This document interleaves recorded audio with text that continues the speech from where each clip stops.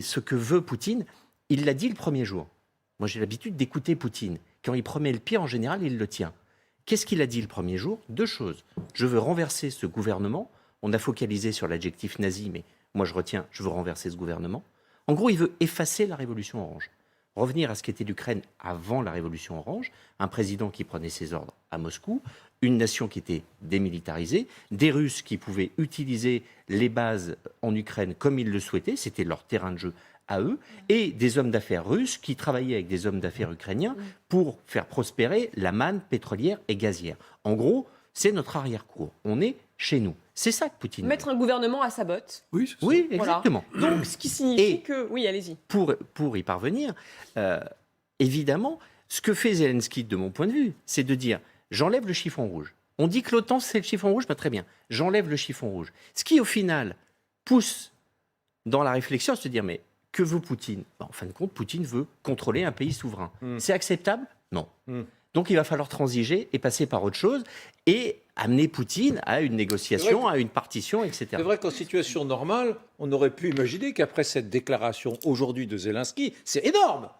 On s'y est à peine arrêté. Mais au fond, c'est énorme. Zelensky dit l'OTAN. Ça vous embête l'OTAN? Eh bien, j'y renonce. Si c'est ça mais Poutine n'a rien dit. Bah, allons-y. Poutine aurait dû dire mais bravo. Et c'est pas ça qu'il a Je dit. retire mes troupes. Évidemment. En fait, ici, nous voyons surtout autre chose. Poutine, dans cette lutte contre l'Ukraine, c'est vraiment, il déteste le monde, le nouveau monde. Il n'accepte pas le personnage qui est Zelensky en lui-même.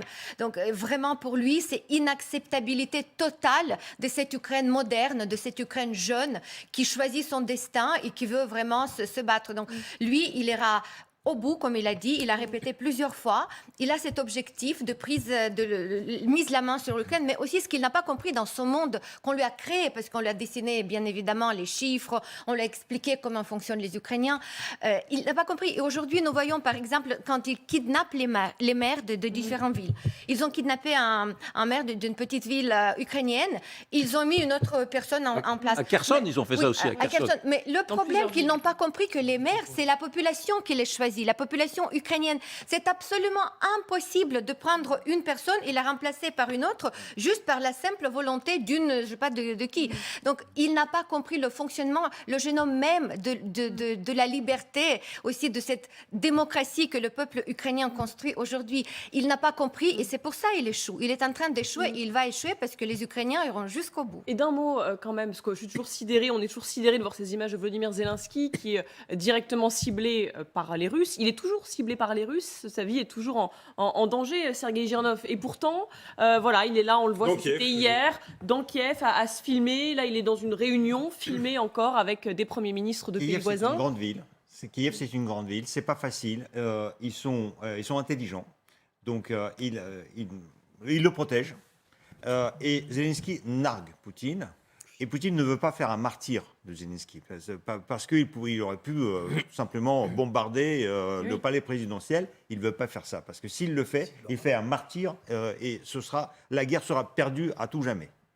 C'est ça ce que je veux dire. Mais je suis parfaitement d'accord avec vous, et ça je vous ai dit dès le début, que Poutine, le seul but de cette guerre, c'est parce qu'il est allé à 2 reprises imposer aux Ukrainiens Yanukovych. La première fois, vous imaginez le président américain venir en France et disant il faut que vous, les Français, vous votiez pour Macron.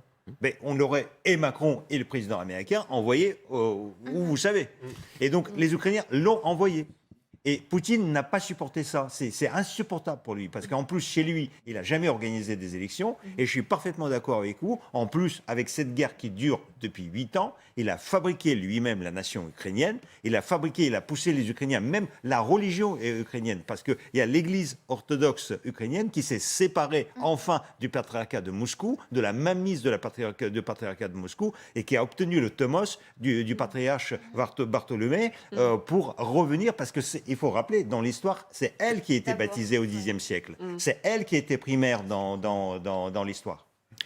On va retourner sur le terrain dans un instant, mais Renaud, vous aviez un mot à ajouter. Juste un mot, quand on interroge les diplomates français, il dit la journée d'aujourd'hui est très importante, puisque effectivement, Zelensky renonce, enfin, en tout cas, lors d'une réunion avec des Britanniques et d'autres pays européens, il renonce à toute volonté d'adhérer à l'OTAN, mais il dit quoi? Il dit qu'il faut trouver des formats nouveaux pour pouvoir négocier avec Poutine.